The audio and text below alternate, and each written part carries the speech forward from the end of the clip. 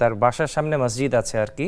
তো মুয়াজ্জিন সাহেব যখনই আজান দেয় তার সাথে মসজিদের সামনে একটা কুকুর থাকে, সে প্রতিনিয়ত কান্না করে।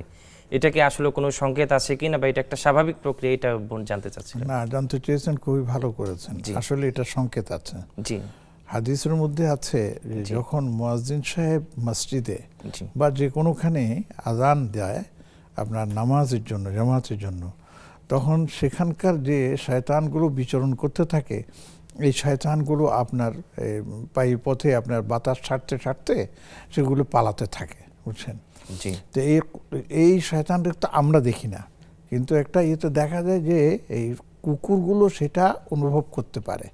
এই অনুভব করতে পারার কারণেই কুকুরগুলো তাদের জন্য আপনার ঘেউ ঘেউ করতে থাকে, তাদেরকে চিল্লাচিল্লি করতে থাকে। তখন আমাদের উচিত হবে যে কুকুর যখন চিল্লাচ্ছে তাহলে বোঝা যাচ্ছে সে শয়তানের অনুভব করছে। তখন আমাদের যেটা আছে সেটা হচ্ছে আমরা তো আযানের জবাব দেব, পাশাপাশি শয়তানের চিল্লানোর কারণে আমরা মুখে মুখে পড়বো আউযুবিল্লাহি মিনাশ শাইতানির রাজিম, আউযুবিল্লাহি মিনাশ শাইতানির রাজিম। আমরাও শয়তানের প্ররোচনা থেকে আল্লাহর পানাহ চাই। ইনশাআল্লাহ আল্লাহ হেফাজত করবেন এবং এই আমলটা জারি রাখলে ওনাদেরও লাভ হবে। মাশাআল্লাহ, কি চমৎকার করে শাইখ উত্তর দিয়েছেন প্রিয় বোন। আশা করি অবশ্যই আপনি আপনার উত্তরটি পেয়েছেন। আলহামদুলিল্লাহ।